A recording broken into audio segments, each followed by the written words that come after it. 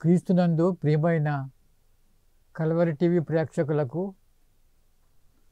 యేసుక్రీస్తు నామములో మీకు శుభాలు తెలియజేస్తున్నాను. ద క్రిస్టియన్ హోప్ మినిస్ట్రీస్ సమర్పించు అద్దానికి నడిపించుమా అనే మా ఆధ్యాత్మిక కార్యక్రమానికి మిమ్మల్ని ప్రేమతో ఆహ్వానిస్తున్నాను. మీలో కొందరు ప్రార్థన విన్నపాలు క్రమంగా తెలియజేస్తున్నారు.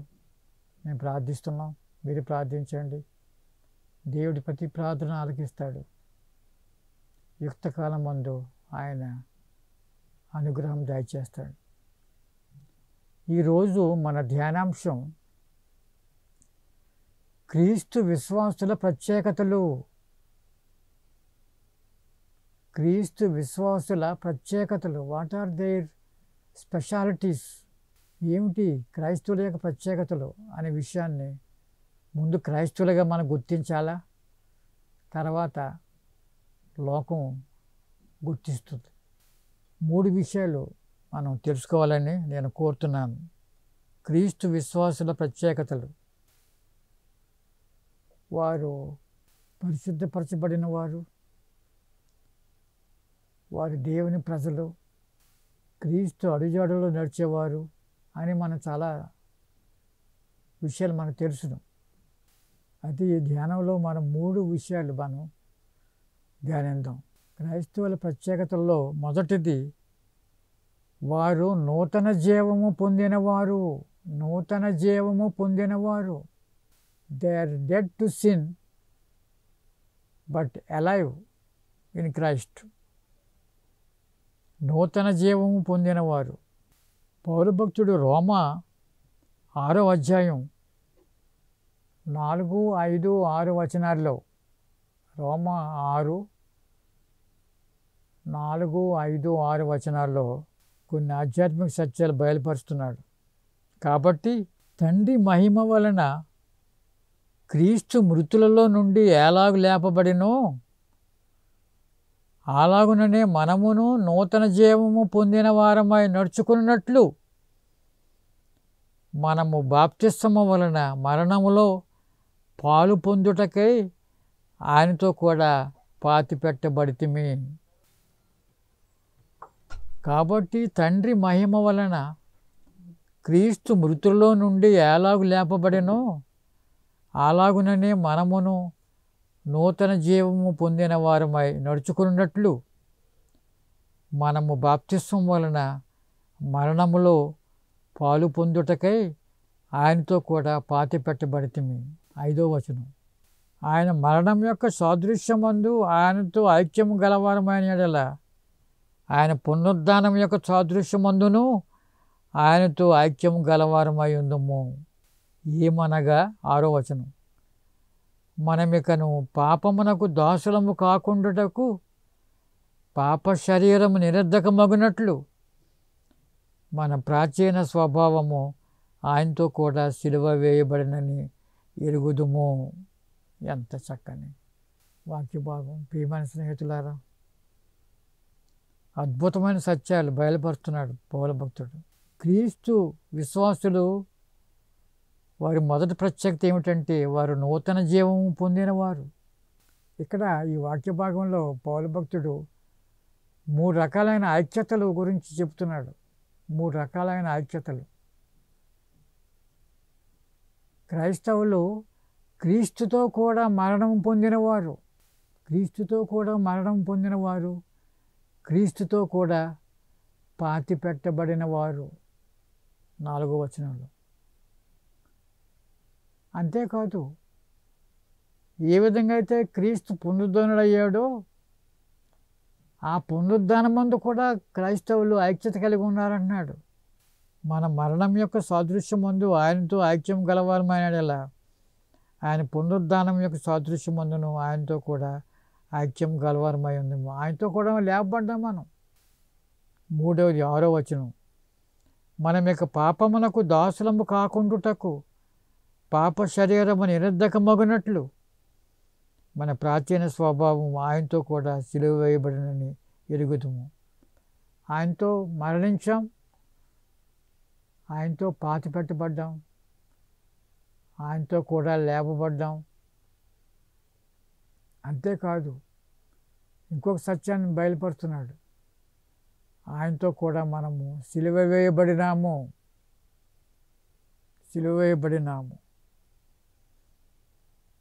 ఆ విధంగా ప్రియమైన స్నేహితులారా, క్రీస్తు విశ్వాసులు వారు నూతన జీవము పొందినవారు. They were dead to sin but alive in Christ. రోమా 6:11 కూడా పౌలు భక్తుడు ఎలా తెలియజేస్తున్నాడు. ఆ రోమా 6:11, అటువలే మీరును పాపము విషయమై మృతులుగాను దేవుని విషయమై క్రీస్తు యేసునందు సజీవులుగాను మిమ్మల్ని మీరే ఎంచుకొనిడి. మీరును పాపము విషయమై మృతులుగాను, పాపం విషయమై చనిపోయి ఉన్నాం, మనం మృతులు. అయితే దేవుని విషయమై క్రీస్తు యేసునందు సజీవులుగాను మిమ్మల్ని మీరే ఎంచుకొనిడి అని మనల్ని ఎంచుకోమంటున్నాడు. We are dead to sin. ఇప్పుడు కూడా గుర్తుపెట్టుకోవాలి, వీఆర్ డెడ్ టు సిన్. ప్రాచీన స్వభావం క్రీస్తు కూడా సిలువ వేయబడిందని అది మన మనసులో ఉండాలి, మన హృదయంలో ఉండాలి ఆ యొక్క సత్యాలు. గలతీ 2:20 కూడా పౌలు భక్తుడు ఇలా బోధిస్తున్నాడు. నేను క్రీస్తుతో కూడా సిలువ వేయబడి ఉన్నాను, ఇకను జీవించేవాడను నేను కాను, క్రీస్తే నాయను జీవించుచున్నాడు. ప్రతి విశ్వాసి కూడా ఇలా ప్రకటించాలా, ఇలా ఒప్పుకోవాలా. ప్రతి విశ్వాసి పౌల్లాగా నేను క్రీస్తుతో కూడా సిలువ వేయబడి ఉన్నాను, ఇకను జీవించేవాడను నేను కాను, క్రీస్తే నాయను జీవించుచున్నాడు. ఎంత చక్కని సత్యం ప్రియమైన స్నేహితులారా. గలతీ 5:24 క్రీస్తు యేసు సంబంధులు శరీరమును దాని ఇచ్చలతోనూ దురాశలతోనూ సిలువ వేసి ఉన్నారు. సిలువ మరణంలో కూడా మనం ఐక్యత కలిగి ఉన్నాం. ఆయనతో పాటు సిలువ వేయబడి ఉన్నాం. అందరి పక్షంగా ఆయన సిలువ వేయబడి ఉన్నాడంటే మనం కూడా సిలువ వేయబడి ఉన్నట్టు లెక్క అన్నమాట. రోమా 6:3 కూడా ఇంకొక చక్కని సత్యాన్ని బయలుపరుస్తున్నాడు. క్రీస్తు యేసులోనికి బాప్తిస్మం పొందిన మనమందరము ఆయన మరణంలోనికి బాప్తిస్మం పొందుతామని మీరు ఎరుగరా. ఇందాక ముందు చెప్పుకున్నా కదా, ఆయనతో మరణించాం, మనం ఆయనతో పాతిపెట్టబడ్డాం, ఆయనతో లేపబడ్డాం. అంతేకాదు అంటికన్నా ఇంకా శ్రేష్టమైంది, ఆయనతో సిలువ వేయబడి ఉన్నామని. ఆ విధంగా ప్రియమైన స్నేహితులారా, మొదటిది క్రీస్తు విశ్వాసులు నూతన జీవము పొందినవారు, వారు చనిపోయి లేచినవారు, బ్రతికించబడినవారు వారు. రెండవది క్రీస్తు విశ్వాసులు విశ్వాసం వలననే నడుచుకునేవారు. 2 కొరింథీ 5:6 పౌలు భక్తుడు ఇలా తెలియజేస్తున్నాడు. 2 కొరింథీ 5:6 వెలుచూపు వలన కాక విశ్వాసం వలననే నడుచుకొనిచున్నాము. వెలుచూపు వలన కాక విశ్వాసం వలననే నడుచుకొనిచున్నాము. We live by faith, not by sight.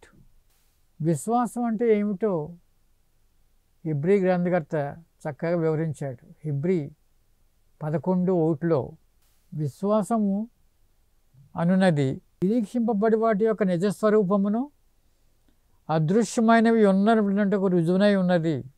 విశ్వాసం అనున్నది నిరీక్షింపబడి వాటి యొక్క నిజస్వరూపమును అదృశ్యమైనవి ఉన్నవన్నట్టుకు రుజువునై ఉన్నది.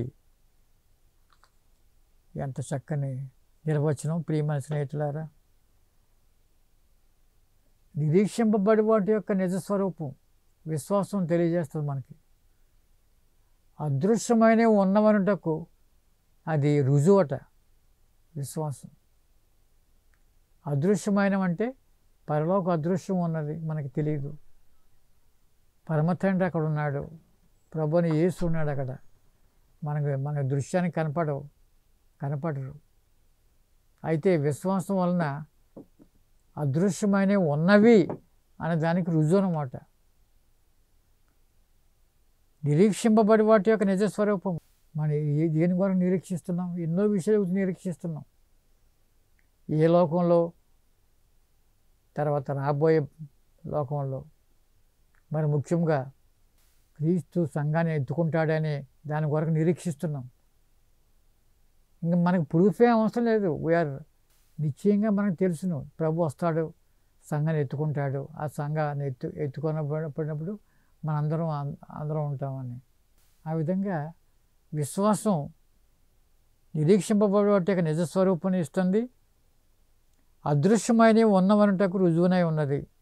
We live by faith and not by sight. అయితే విశ్వాసం వలననే నడుచుకునేవారంట క్రైస్తవులు. ప్రత్యేకత, రెండవ ప్రత్యేకత, క్రైస్తవ విశ్వాసులు విశ్వాసం వలననే నడుచుకునేవారు.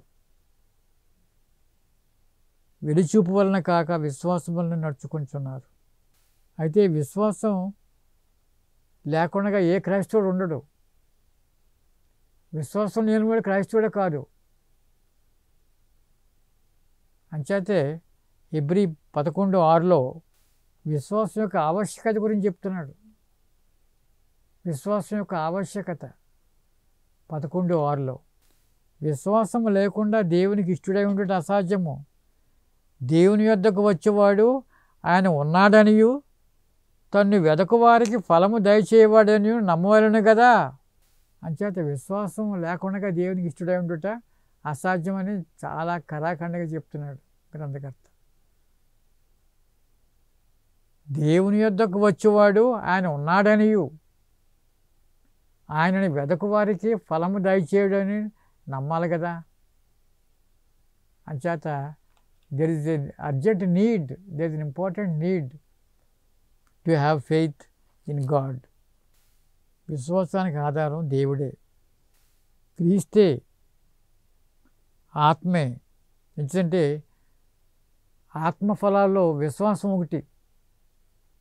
ఆత్మఫలాల్లో ఉండే 9 సుగుణాల్లో విశ్వాసం ఒకటి.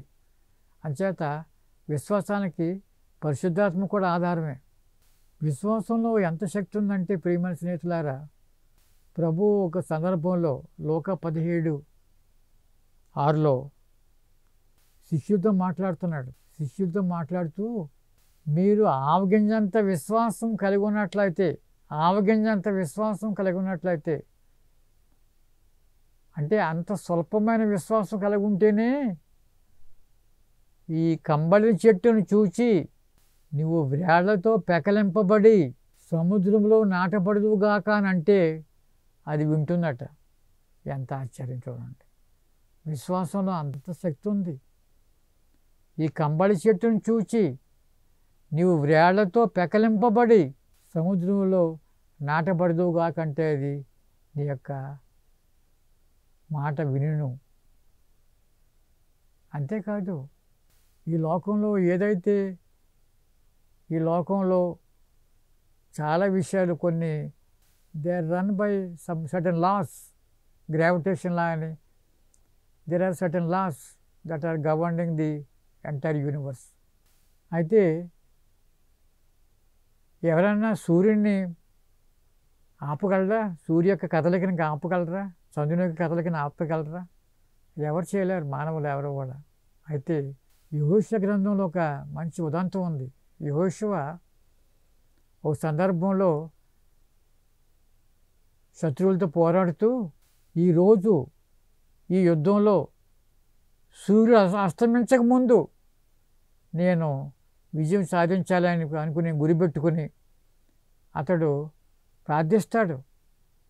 సూర్యుడా నీ గమనాన్ని ఆపు, చంద్రుడా నీ కదలికను ఆపు అని అంటే అవి ఆగిపోయాయి. యుద్ధం పూర్తయి ఈయనకి జయం వచ్చే వరకు కూడా ఆ మూమెంట్ ఆపిందని దేవుని వాక్యం చెప్తుంది. యెహోషువ గ్రంథం 10వ అధ్యాయం 12వ వచనం. యెహోషువ 10:12వ వచనం. అలా జరుగుతుంది. విశ్వాసం యొక్క శక్తి అంతది.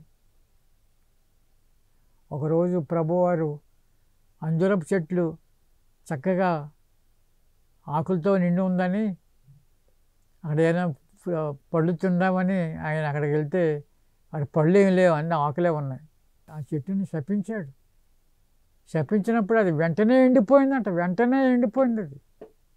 అంచేత ప్రియమైన స్నేహితులారా, విశ్వాసంలో మనం వృద్ధి పొందాలా. ప్రభువు శిష్యులు అడిగారు, ప్రభువా మా విశ్వాసాన్ని వృద్ధి పొందించమని. వృద్ధి పొందాలి.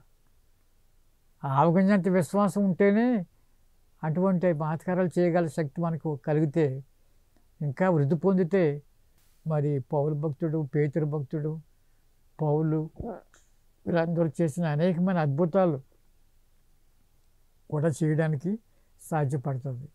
పేతురు ఎంత శక్తి సంపాదించాడంటే, అతడు వస్తుంటే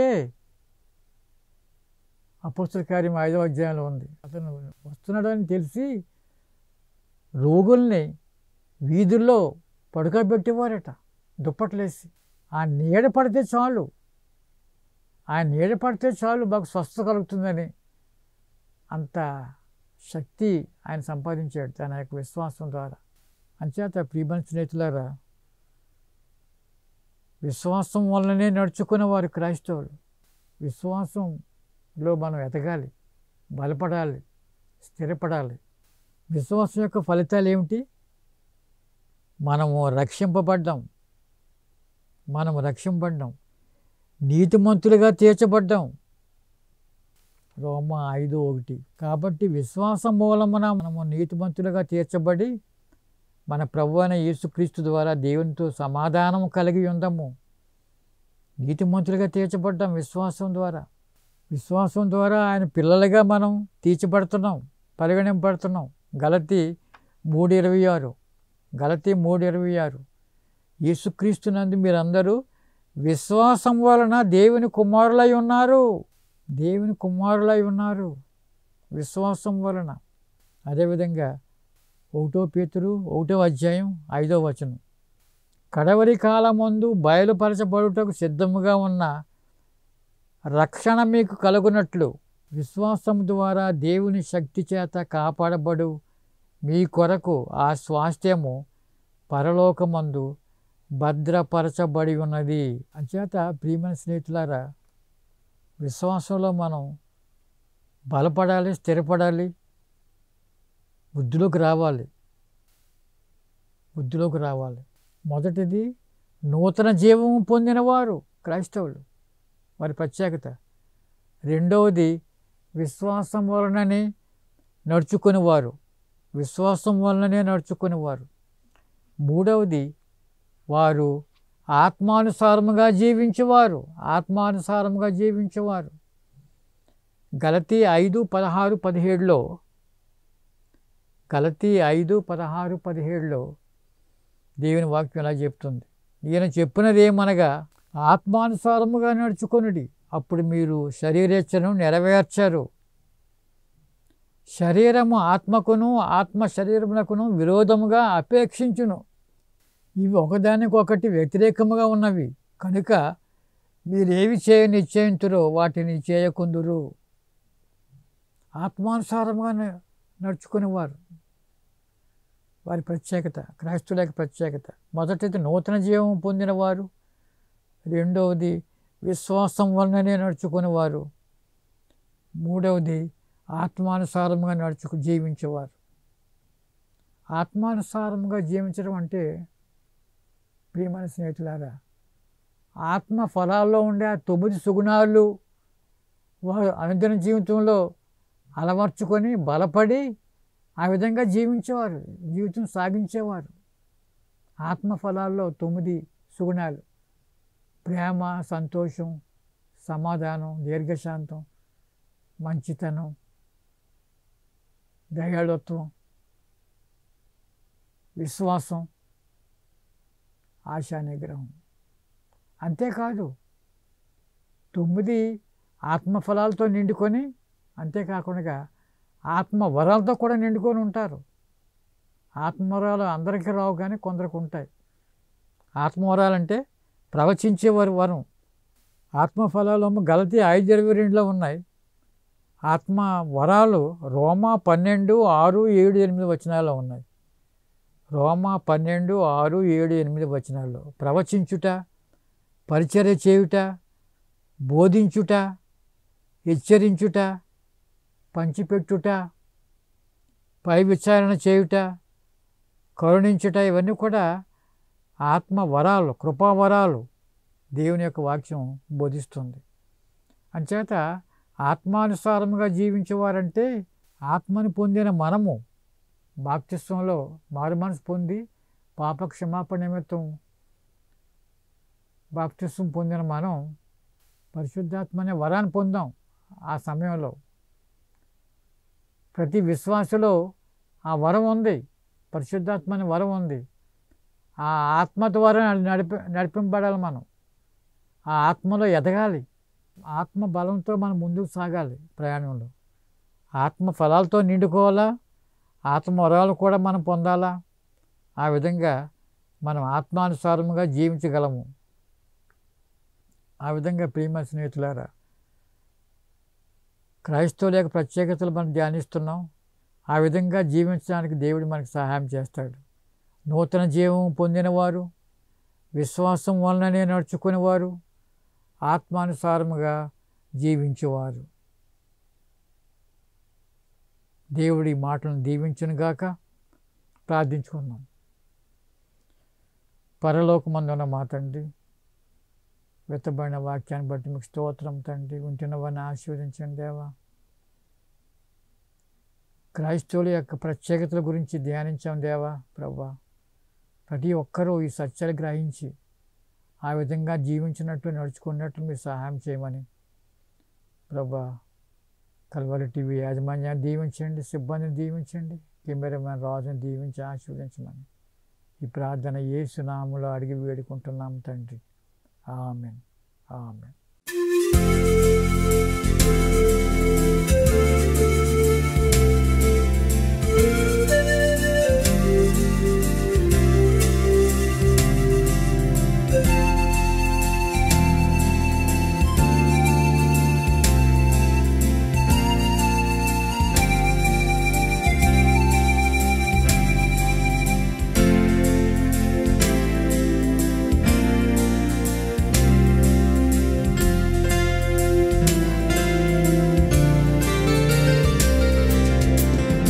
దారికి నడిపించుమా, అచ్చట మహిమలందించుమా.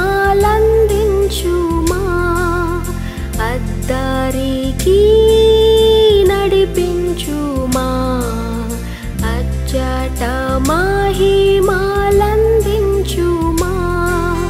దేవాసోత దీప్తిధారా,